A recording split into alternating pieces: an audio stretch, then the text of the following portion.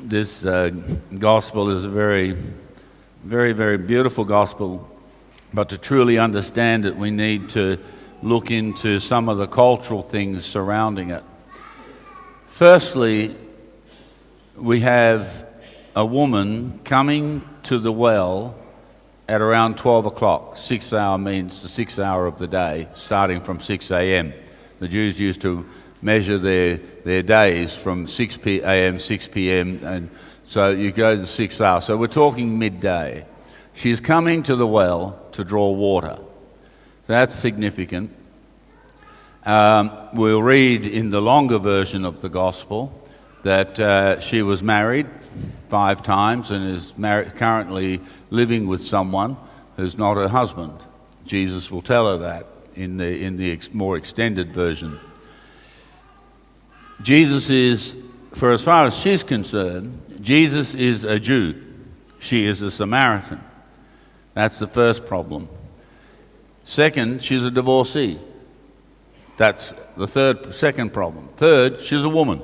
Sorry, but that one.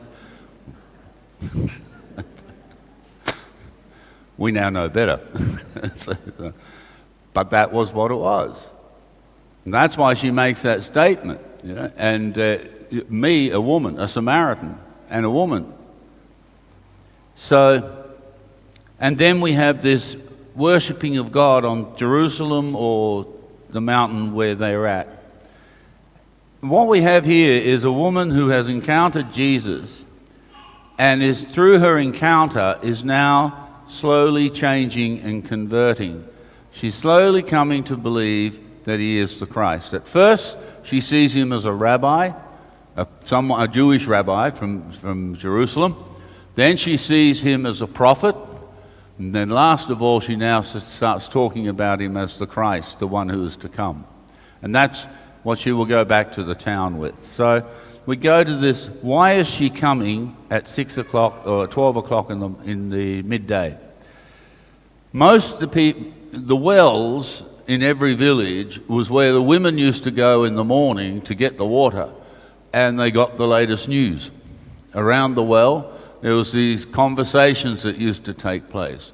It was like the Facebook of Jesus' time. That's where it was. You know? You got all the news, right? You knew what happened to so-and-so? Oh, yeah, and did you hear about this? And it was all going on around the well. It was a social place. They used to gather and talk and exchange ideas. And so that usually happened early in the morning, 7 to about 9 o'clock, so they would have their water ready for the day. So why is she going at 12? Well, because she's a divorcee. And they looked down on that. And the people ostracized her because of it. She's an outcast. If she goes there at 8, 9 o'clock, she's going to be ignored. They're not going to talk to her. She's humiliated. She cannot go there because she's not part of the community. No one's talking to her. They've ostracized her. And so that's why she's coming there at 12 alone to draw the water. So she's already feeling the rejection and judgment of the people she lives with, the town. She's been living with that. And here's Jesus comes along, and he's a rabbi, and he asks her for a drink. That's the first shock. It's probably the first person that's ever spoken to her in a long time. You want a drink from me? And then she knows he's a Jew. That's why she will say, you, a Jew, are asking me for a drink, a Samaritan? The Samaritans and the Jews hated each other. It was a bit like Fremantle Dockers supporters and West Coast Eagles supporters at the footy. Never the twain shall... No, it's not that. But they had no time for each other. The Jews accused the Samaritans of betraying the nation of Israel to the Babylonians, and therefore enabling the Babylonians to conquer Israel. So they hold them as traitors. So here is this Jew asking a Samaritan, so she's got every right to say, excuse me, you're asking me, you're a Jew, and you're asking me, a Samaritan, you're talking to me? That's even the strangest thing. And she'll go on further.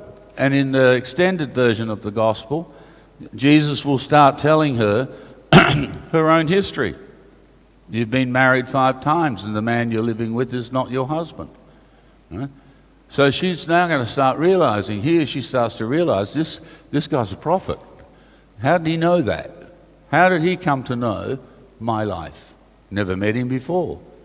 So now she's starting to see Jesus as a prophet, and that's why she says, I'll say, you are in the extended version, you are a prophet. Are you greater than our father Jacob?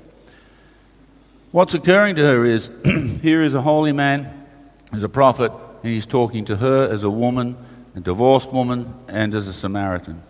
And he's treating her no different than he would treat anyone else. And this is what she's not used to. This is what she's struggling with. And so Jesus will have this discourse about the water. Of course, Jesus is talking about not water, but the water of faith.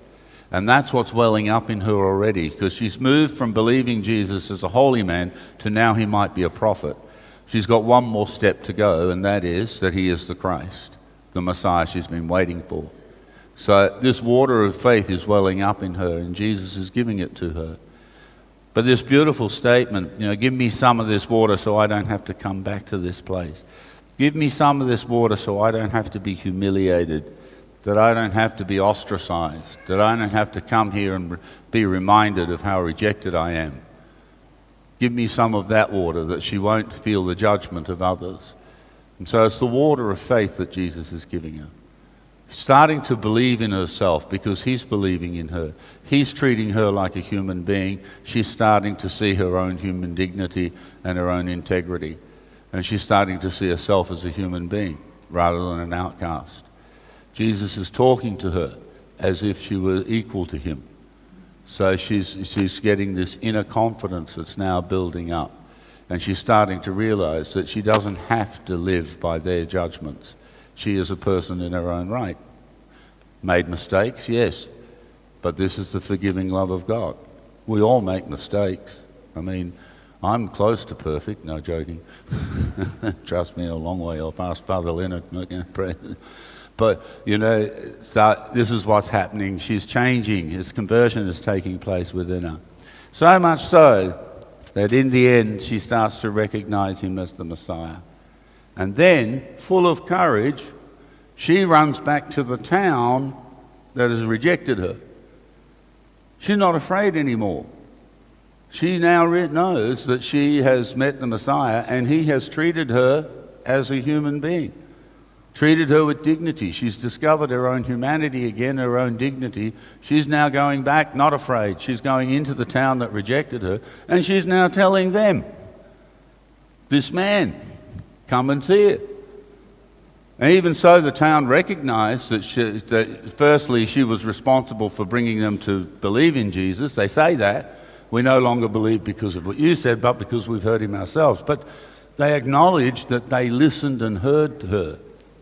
And so when Jesus leaves that town, she's part of the community. It's a beautiful passage about healing. It's about how Jesus can take someone who's rejected and outcast, build them up, begin to let them see the truth and the beauty within inside them, so that they are then able, confident enough to go back into the town and be part of that community. That's restored. That's a resurrection. It's a beautiful encounter. It's a conversion. As she comes to faith in Jesus, she also then comes to faith in herself and belief in herself. And the message is really here. It's what Francis of Assisi said. You win more hearts for God through love than you do through judgment and condemnation. We win more hearts for God through love and mercy than we do through judgment and condemnation. We treat people like human beings. They begin to see themselves as human beings. They begin to understand and see their own interior dignity. As long as we can recognize their dignity and their integrity, they will see it in themselves. And that's what will bring them to Jesus. Love, mercy, and respect. Amen.